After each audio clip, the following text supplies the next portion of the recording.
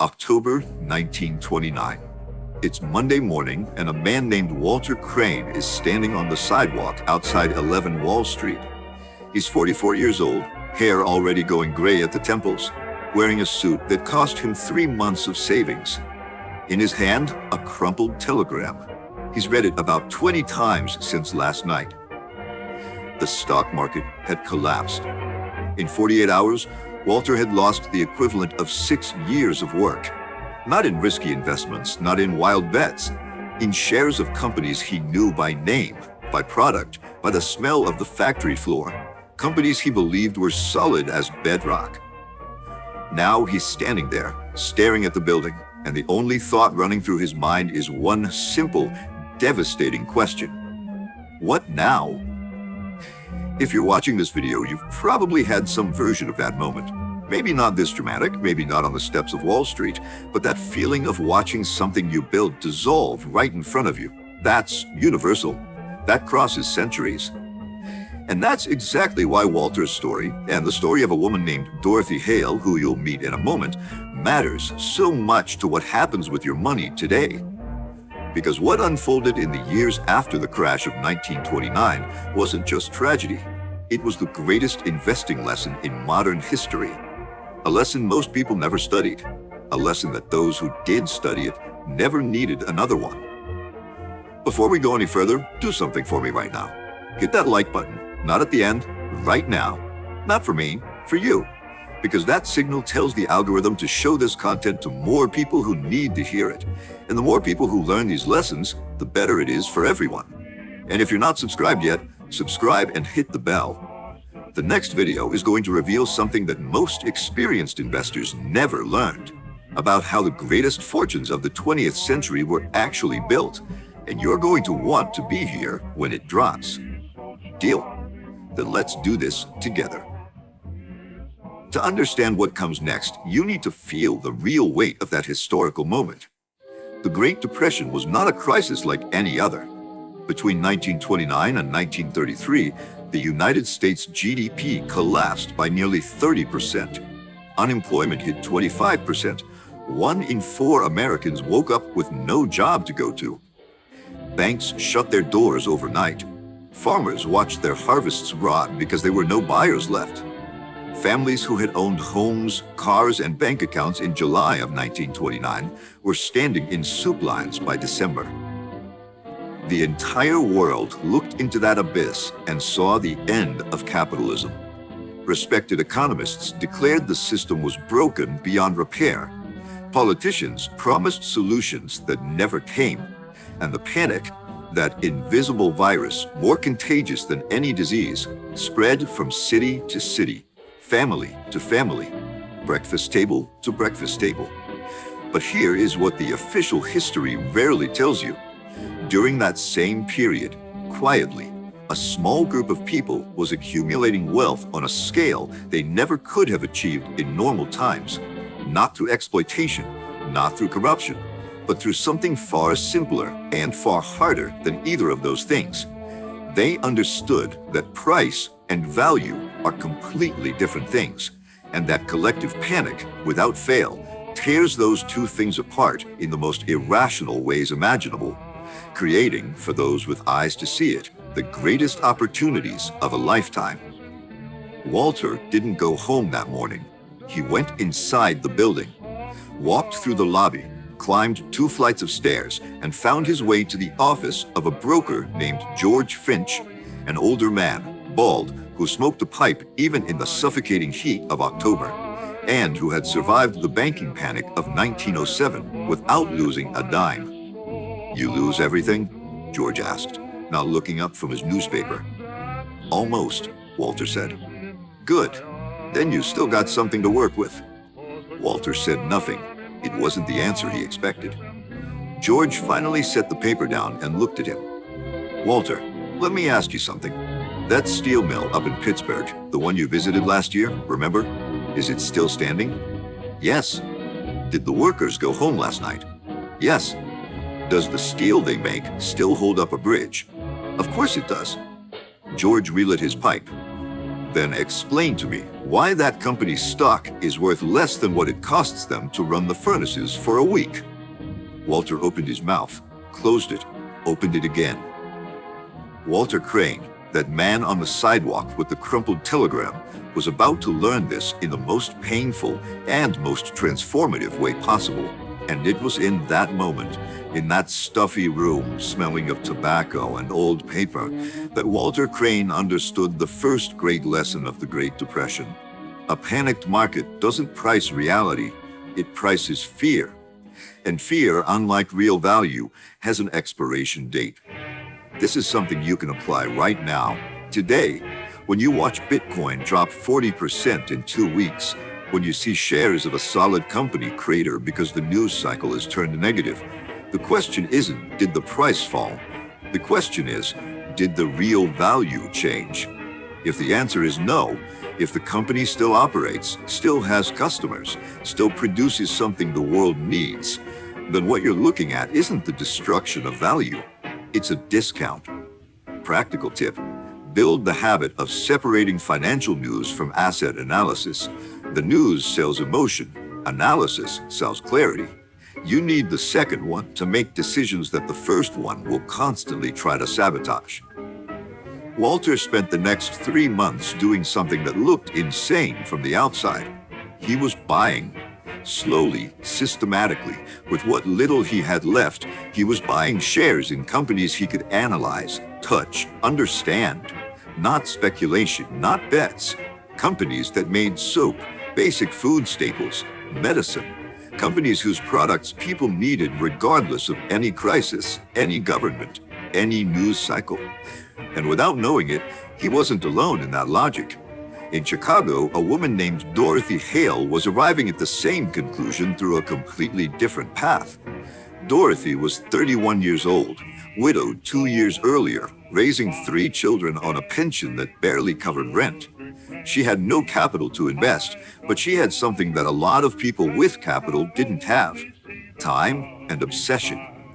Dorothy spent months reading everything she could find about companies that were still paying dividends. Not the glamorous ones, not the ones making headlines, the boring ones, the invisible ones. A milk distribution company operating across 5 states, a rural electric cooperative serving small towns across the Midwest, a manufacturer of buttons and fasteners, yes, buttons, that supplied the entire American textile industry. She didn't have the money to buy stocks outright, but she had a skill. She taught typing and basic bookkeeping in her living room, and she started charging her students not in cash, but in contribution. Her students, mostly small business owners, would pitch in small amounts that she invested on behalf of the group, recording everything in a black leather notebook. It was, in practice, a homegrown investment club, decades before that concept had a name. Dorothy understood something fundamental that most people ignore to this day. You don't need a lot of money to start. You need method, consistency, and patience. She never put everything in at once. She bought every single month, regardless of what the market was doing. When it fell, she bought more. When it rose, she held. She wasn't trying to time the bottom. She was simply showing up. That strategy has a name today: periodic investing, or dollar cost averaging. It's one of the most powerful tools available to the everyday investor, and it was essentially invented out of necessity by people like Dorothy, people who simply could not afford to get the timing wrong. Practical tip: set a fixed amount to invest every month, even if it's small, and invest it regardless of market conditions. In down months, you buy cheaper. In up months, your portfolio grows. Time does the heavy lifting. All you have to do is stay consistent. But now I need to tell you the part of this story that most people can't stand to hear. Because Walter and Dorothy did not have a clean upward trajectory. It wasn't pretty, it wasn't easy. And there was one specific moment, one when both of them came very close to walking away entirely. It was 1932, 3 years after the initial crash. And things had gotten worse. Much worse. President Hoover had failed. Unemployment kept climbing. There were protests in the streets. farmers destroying their own crops out of desperation. GDP had fallen even further, and the stocks Walter had bought at the bottom, already cheap in 1929 and 1930, kept falling. In March of 1932, Walter opened his brokerage statement and realized that on paper, he had lost 60% of what he had invested after the crash. Not the money lost in the original crash, the money he had put in afterward, money he'd committed believing he was buying at a discount. He called George Finch. "George, I got it wrong. I bought in too early. I should have waited." George was silent for a moment. Then he said something Walter never forgot. "Walter, you're not losing money. You're being tested. The market isn't charging you for your mistakes. It's charging you for your conviction. Most people won't pay that price. That's exactly why most people never make it to the other side." Walter didn't sell. Dorothy, that same winter of 1932, lost 2 members of her investment group, people who needed their money back to cover medical bills. She liquidated part of the portfolio to honor those commitments. She was left with less than half of what the group had accumulated. But she didn't close the black notebook. She kept buying. This is the moment when the vast majority of people exit the market. When the pain is already deep, the horizon looks dark, and there is no visible sign of recovery. It's the moment when emotional logic screams, "Get out now before you lose everything," and rational logic, muffled underneath, whispers, "You are exactly where you need to be." The people who listened to the whisper changed their lives. The people who listened to the scream sold at the bottom, then bought back in years later at prices far higher than what they would have paid if they'd simply stayed in. Practical tip: before any long-term investment, write yourself a letter. Explain why you're buying that asset, what value you see in it, and under what specific conditions it would make sense to sell. Keep that letter somewhere you can find it. In moments of panic, read it before you make any decision. Your future self will thank you. Franklin Roosevelt was inaugurated in March of 1933 with a line that rang out across every radio in America. "The only thing we have to fear is fear itself." It wasn't magic. The recovery was slow, painful, non-linear, but something had shifted in the air. There was a direction, there was a plan, and markets, which always price the future before it arrives, began to move. Within 18 months, the stocks Walter had bought at the bottom had doubled. Within 3 years, they had tripled. Within 5, several had multiplied 7 times over. And Dorothy?